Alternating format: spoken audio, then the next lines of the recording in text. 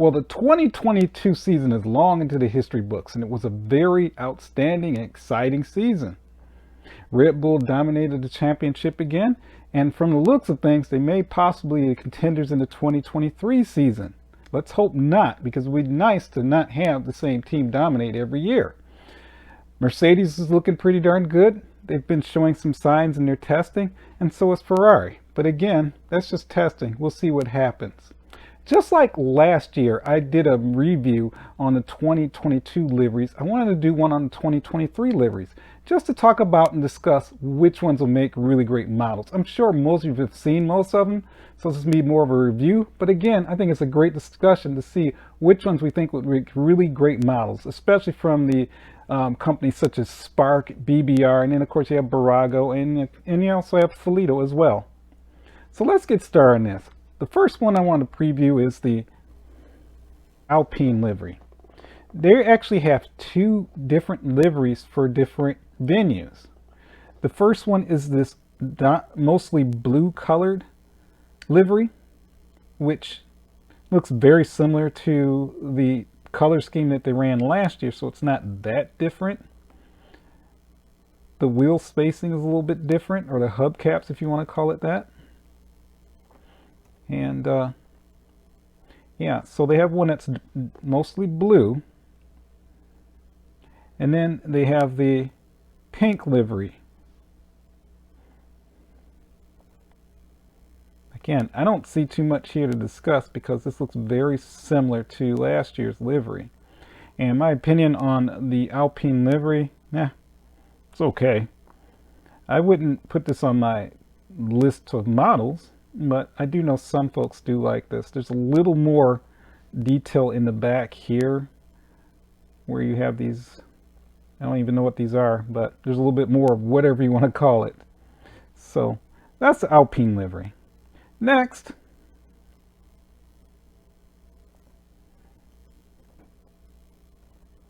we have the Mercedes.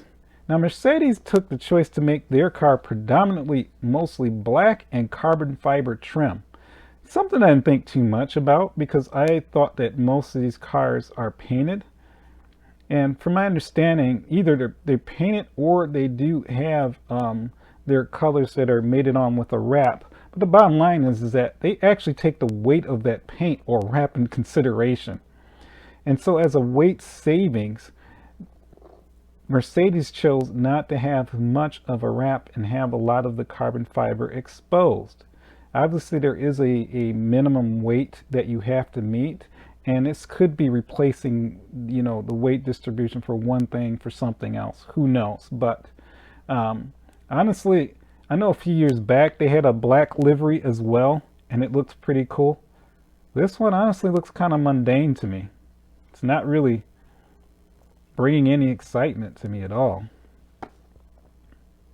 That is the livery. Again, keep in mind these are launch versions, so that may change. Next,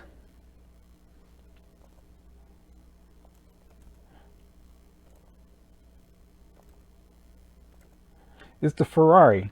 And the Ferrari looks again very much like last year with some minor changes to the livery. The biggest change is this little section here, which is exposed carbon fiber. Let's check out this a little bit better. And believe it or not, from what I've been reading, that exposure was to save some weight. Just that little section there. I don't know if that's them kidding or not, but that's actually what they said. That was actually to save weight. I do like the vents. There's more curvature in this body than there was in the previous model or previous car last year. And yes, this would make a fantastic model. You can never go wrong with Ferraris. You just can't. And well, enough said about that. Next one.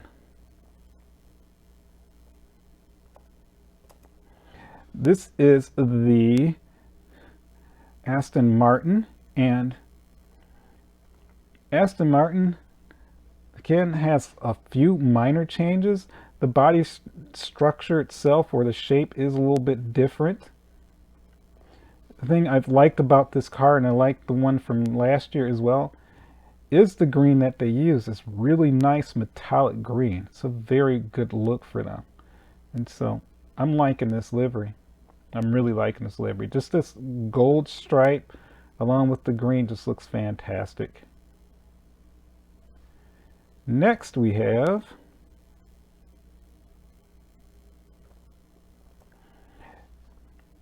this is the McLaren livery. Now McLaren, just like last year, I just feel like it's just too busy. The colors do go well together, but for my taste, it's just too many. It's too much going on there. You know, they have the chrome sponsorship, so accordingly they would put the colors on the wheels, which, you know, again, it's a matter of taste. Some people would like that. I'm not one of them, but I get it. Now, I like the profile. Now, the profile does look kind of cool. Look where their vents are. That's nice, too. Okay, not too bad. I still wouldn't get it as a model, but it's not too bad. Keep in mind, I'm very sure throughout the year there will be some variants of this particular model or car. Next, we have the AlphaTauri, the fashion company, the second Red Bull car. And this one, I do like the livery for it. I really do. I think it looks really cool. It does look very similar again to last year. The colors are the same. It's a lot more white exposed up here. I do like that a lot. I do like the pattern that they applied to the wheels. So not bad. Even this red trim, the way it goes around the halo, looks pretty cool to me. There's a lot of little things that you don't pay too much attention to until you actually take the time to look at it. You have those Italian colors right there. Very nice. But I think the best view of this car is definitely the side view. Again, you have that iconic Red Bull, which we'll never get tired of seeing. And again, that white AlphaTauri fashion extends all the way to the side pod. That's a nice livery. I would not mind a model of that car at all. Next,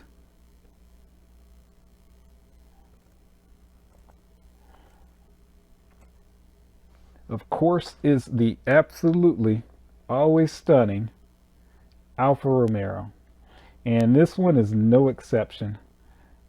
Look at the side vents. Although these are actually side, this would be top vents. Look at this structure. That's very different from the other cars. I wonder how much that affects airflow. What did they discover that might be helpful? Beautiful carbon fiber throughout. Aggressive aero on this car. It's interesting. There's no white on this car. Remember last year the white dominated right in this area here? I do like the change from black. Now, I did like the white and black that went throughout the hub covers or wheel covers, but this isn't too bad either.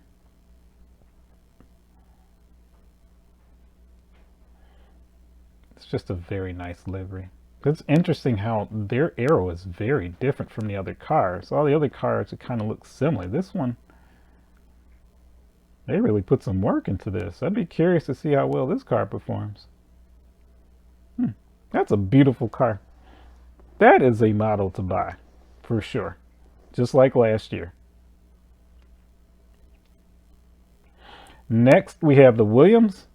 And the Williams is the Williams. There's nothing bad looking about this car, but I don't think there's anything really exciting about it either. It's just is what it is. I'm pretty sure, or I'd hope that they may come out with some variants. This is a budget strapped team, so who knows. Again, note the side vents. Every one of these teams put these vents in different places. It's really interesting, and I'd be curious to do some research and find out what the difference is in how they're placing those vents. Next is the Haas. Now, the Haas has always been a bland livery to me, but this one looks pretty good. I like the white and black. Looks like somebody took some time to actually make this car, or the color scheme anyway, look pretty cool. I am very pleasantly surprised at that. This would make a very nice model as well. Huh, good job, Haas. Very good job. Next is the Red Bull. And this car, just like many of them, looks very similar to last year's car. This one, there's a lot more yellow, as you can see. There is the, looks like the narrower air opening at the very top here. The Bull looks smaller as well. I think that's done to cater to the design. The design is a little bit different. The side pods kind of slopes a little bit lower than last year. But definitely there's a lot more yellow there. It's a good looking car, like Red Bull usually does. Red Bull does a really good job with their car designs. They really do.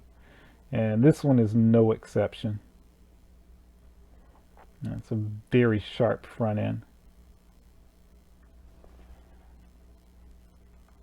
Well, that concludes all of the liveries of the Formula One 2020-23 cars. Again, I'm looking forward to this season. I think it's going to be very exciting.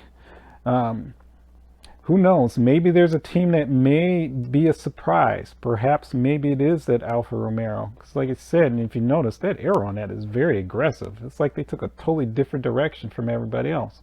So we'll see. But I'm definitely looking forward to it. Models on my list that I would personally get would definitely be the obvious, that Alfa Romeo. I think the Haas looks really good. And of course there's the Ferrari. So those would be my top 3 picks as far as which models I would get. Love to hear what yours are.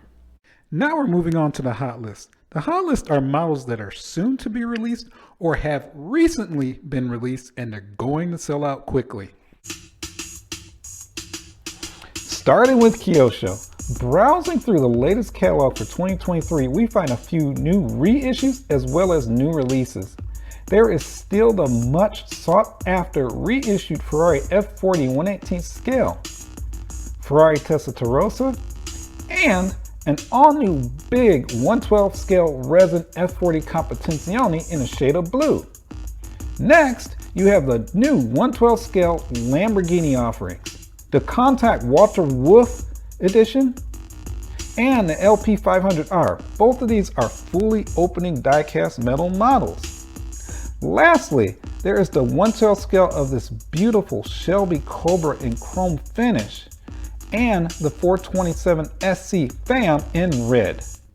The chrome version will set you back $1,300 US. Both of these models are also offered in 1/18 scale.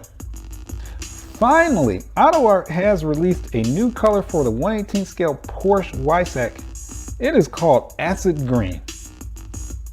All of the aforementioned model information can be found on the manufacturer's respective websites or by contacting your trusted retailer.